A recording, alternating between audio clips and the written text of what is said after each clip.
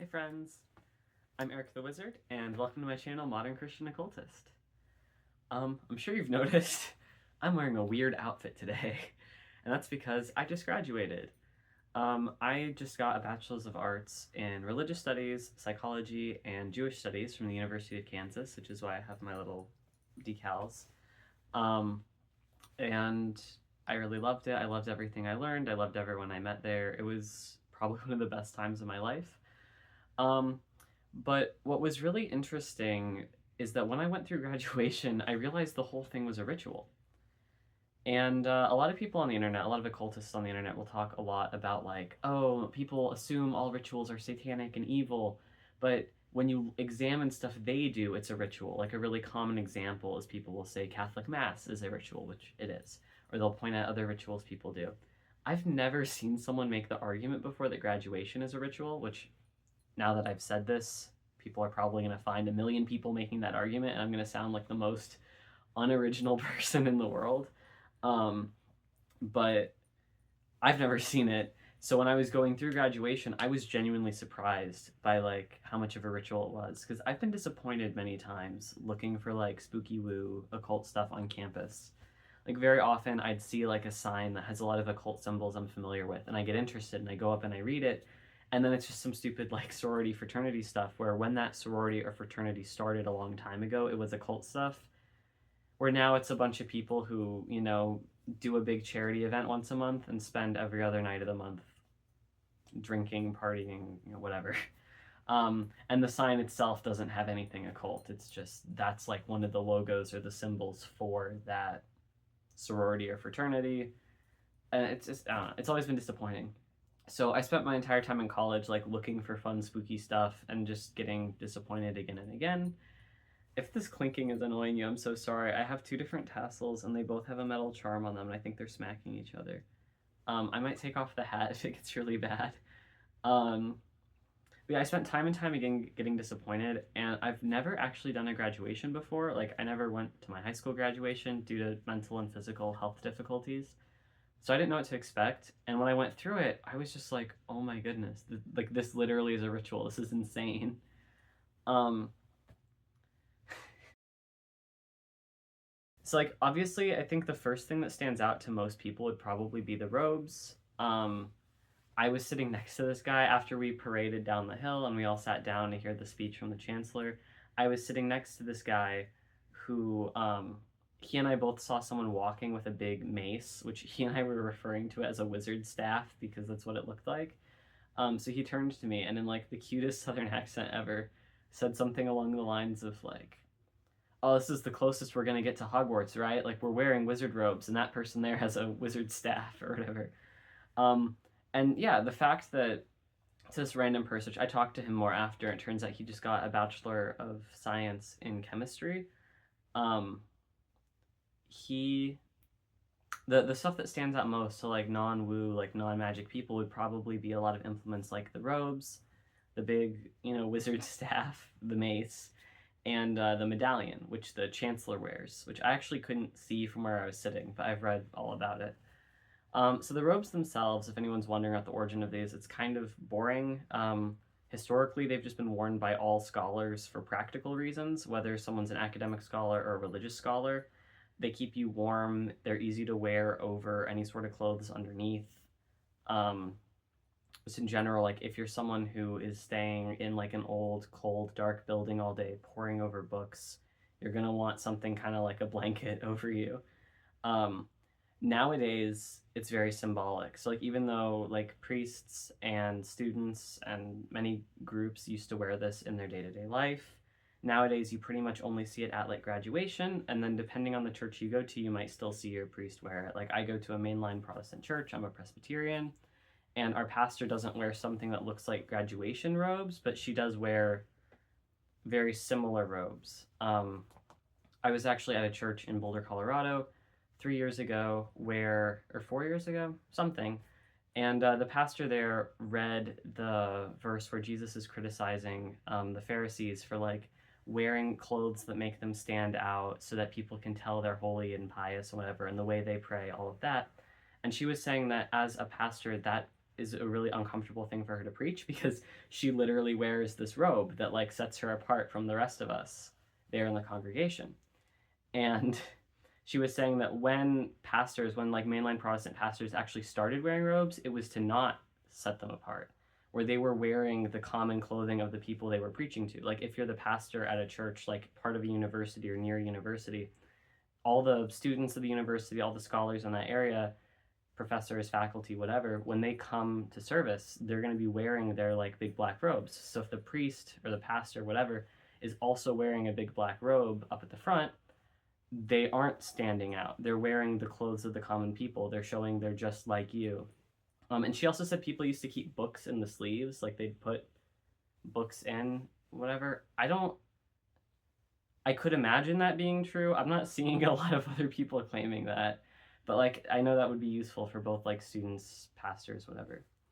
But yeah, to someone whose idea of like wizards or like spooky magic comes from Harry Potter, comes from other like contemporary fantasy sources, yeah, you're going to associate wizards with robes, and that is because those sources pull from modern academic settings, which is where I got my robe, or it's because these sources are pulling from like ancient scholarly settings, like they're equating wizards with like old monks and stuff, which again is basically where we get this from.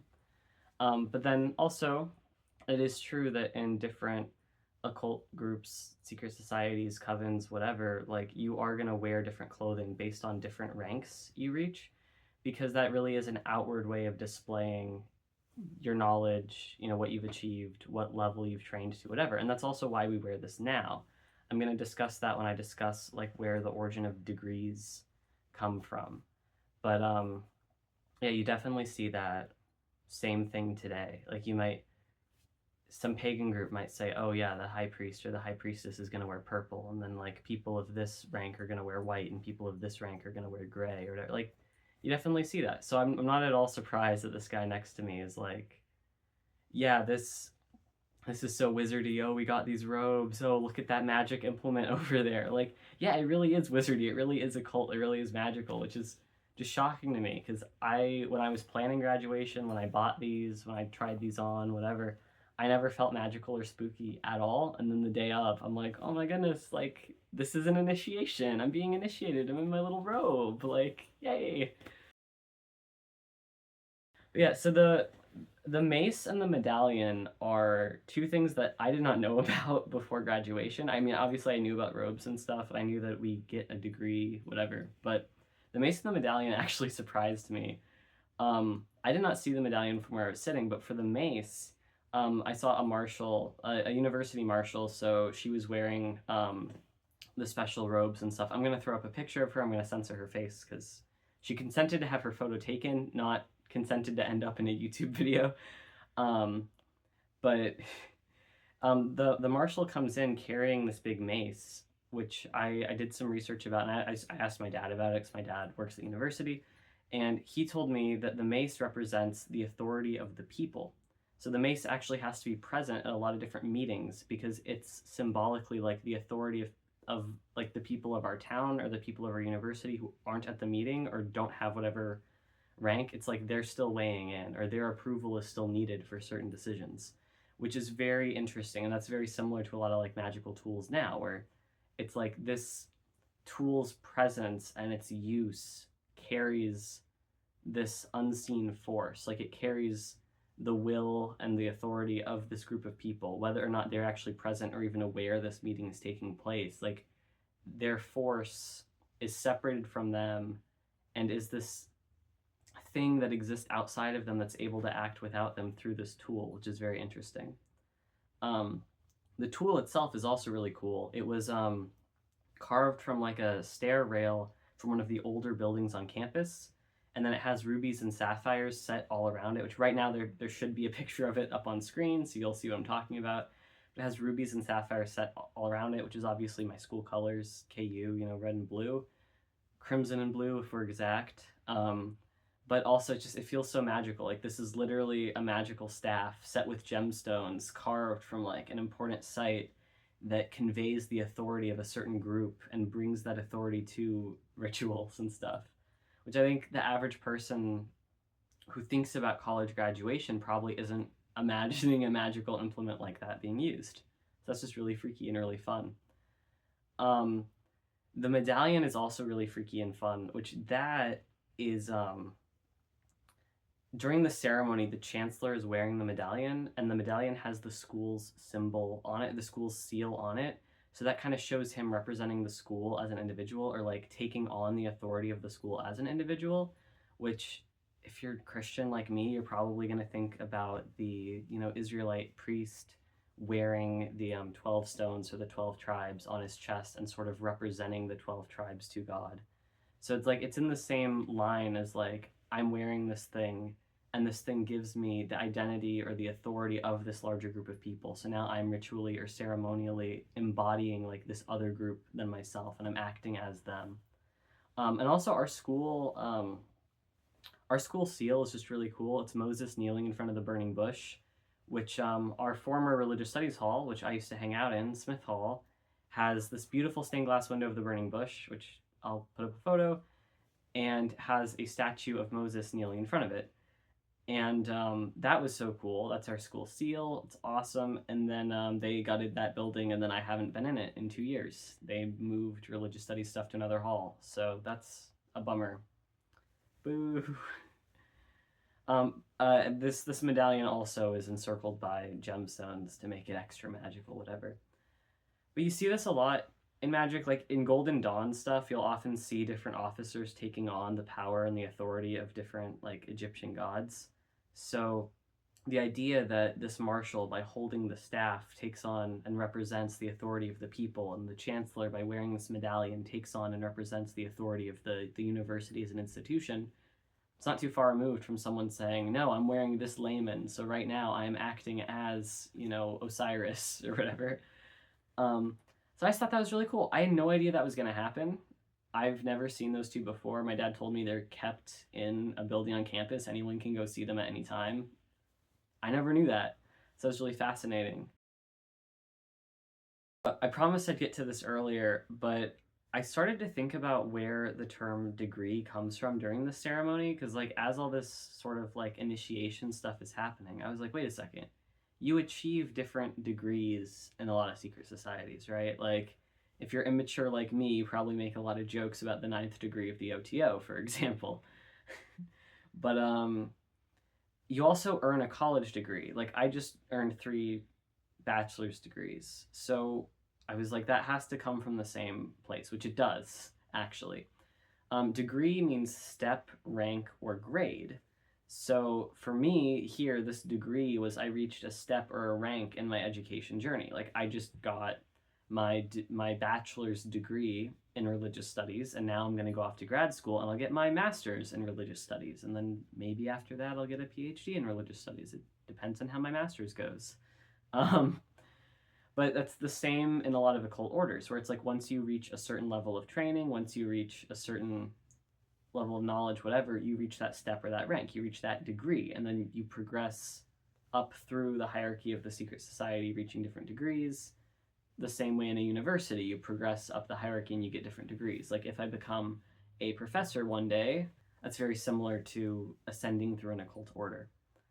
Which the way you actually get a degree, because I just got mine, is an initiation ritual. So like the dean of each school represents that whole school. So I was the dean. I was under the dean of liberal arts and sciences. So I honestly forget if it was a man or a woman. I think it was a woman. It was. I think I've met her. Maybe. I don't know. I've met hundreds of people, and there were like 12 deans that day. I'm just gonna say she. So she was representing all of us, and she would make a plea to the chancellor of the school, representing all of us, saying like, I represent all of them, I present them to you, grant them a degree. And then the chancellor of the school, acting as the institution of the school himself because of the medallion, he then would grant us the degree. So again, that's very like representing officer wearing the layman of this deity doing X, Y, and Z. But it's all just magic. Like none of this is real, right? Like during my finals week, I was just writing my final papers. I didn't really have any exams. I had one, and I did it on like Sunday evening. So the rest of the week, I had to just write. And once I finished my last paper, which I think was Wednesday night or Thursday morning, I was done. I've completed all the work for all of my classes. So if I've completed all the work for all of my classes, and I've taken all the classes I need to fulfill these degrees, in theory, right, I have these 3 degrees. Like, I've completed them. But technically, I do not have any of those degrees until on Sunday when I go through this ritual and this person, the chancellor, bestows it onto me, where there's this non-tangible thing. It's not physical. It's just some mental, spiritual concept of a degree in religious studies or in Jewish studies or psychology, where whether or not you've done all the work, that's not what matters. What matters is the person who embodies the school, with at his right hand, the person who embodies the will of the people holding the wizard staff. What matters is that they say, you are now you now officially have a degree. And they sort of just magically give you this non-physical attribute where now I have a degree. I've been initiated into college graduate. Which, yeah, but it literally is an initiation ritual. Just like how if you're in some secret society, when you enter the ritual, you're initiating to some degree, and then you exit. You're the same person. A physical thing hasn't changed in you, but a spiritual, non-tangible, mental, emotional. Sorry, my hat keeps slipping. This is so poorly made. Some non-physical thing has changed within you, and now you've been granted whatever degree. The same thing happens in college, where it's literally just someone who we believe has some special authority grants you something, and then you have it. So it's just wild. That's the first initiation I've been through, unless you count joining my church by profession of faith. If you do, it's the second initiation I've been through, and I was not expecting it to be an initiation ritual. I find that so funny and so weird, but it really was. Like, the dean of each school presents you to the chancellor and asks them to magically grant you some special status, and then you're granted the special status. So yeah, I've been initiated into the degree of college graduate now, and I don't want to enter the real world yet, so I'm going to try to get initiated into the degree of someone with a master's next. Additionally, there were just other superstitions involved, which these made it extra magical for me. I don't know if anyone else cares, but like, most colleges have some sort of graduation-based superstition. Like, maybe you're not supposed to walk across the quad in a certain way until you graduate, whatever. At KU, if you walk under the campanile as an undergrad, you won't graduate in 4 years, which that's probably because everyone walks through it during graduation. You start at the top of the hill, you march down the hill through the campanile, crisscrossing, and then you end up sitting in the stadium, and then you do the big initiation ritual where the chancellor is there and the marshal with the mace is there, and all the deans do their thing. So because you walk through it at graduation, I think that's probably why the superstition started, where if you walk through it as an undergrad, you're not going to graduate on time, which I took this seriously. I did my freshman year at another institution, and when I was back in town, I would walk through it. I didn't care because I was not a KU student. I transferred to KU, though, for my last 3 years of university, and I would not go under it. I even kind of was wary of going too near it. Like, I made a friend last year who was a freshman, and he wanted to pick some fruit that was growing near it, and I would, but like, I would always be on the side of the fruit tree facing away from it. Like, I did not want to get too close to it.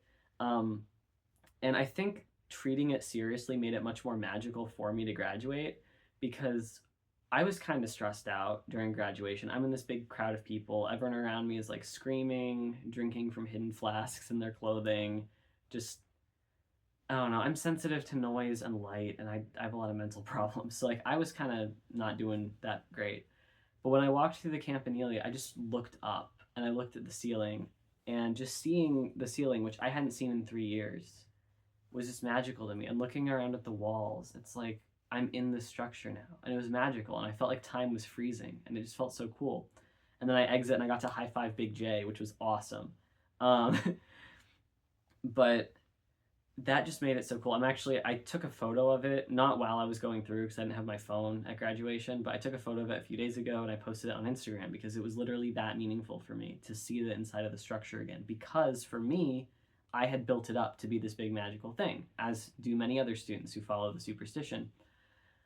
And it's pretty. I'll put up a photo, but it's nothing special. But like, if you imbue it with meaning, it becomes really meaningful. And that's how all magic works: is you decide something means something, and then it's meaningful.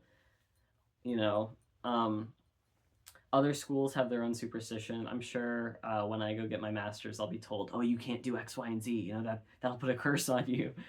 But it was just wonderful. If you go through graduation, if you've been through college graduation, you know exactly what I'm talking about. Or even if you never realized it, I'm sure looking back, you're like, yeah, that's a ritual. If you're gonna go through it, be on the lookout for all the ritual elements because it really is cool. Like oftentimes it seems like magic has kind of left the world, whether that's a lot of secret societies now or just like old men gathering together at charity dinners, or sororities and fraternities now are no longer secret society adjacent. Now they're just kind of, some families legacy. It's just, women from this family always do this, or men from this family always do that when they're in college. Like a lot of magical stuff seems to kind of be on the way out in the world, or at least it has to me, which is a bummer. I'm pretty much a solitary practitioner because of this. The magic is still there in college graduation. All the old world European spooky ritual, whatever, the robes and the staves and the you need this person to represent this group and plead with each other, whatever. All of that is still there. The drama is still there. The costumes are still there. The magical influence are still there. It's really just magical. So if right now you're in college and you're looking forward to graduating, it's awesome. Be on the lookout for how awesome it is. Also, just college, it's great. I loved my time in college. I'm really grateful I got to go to college in the first place. I'm really glad I learned what I've learned. This is Future Eric popping in to say, if your school has a fun superstition, please leave a comment about it. I'd love to learn about it. Yeah, thank you all so much for watching. I hope you all enjoyed the video. I'm sure it was probably weird. It was mostly kind of like a vlog, to be honest. Like, I guess it's just me describing my graduation experience, but I definitely feel like it's on brand for the channel because it is like a wizard thing. Like, I literally just went through an initiation ritual. I'm gonna vlog about it. But I hope you enjoyed it, and I hope you all have a wonderful day. If you're currently a college student, best of luck in your studies, and enjoy college while you can. It's really fantastic. I love you all. Have a great day.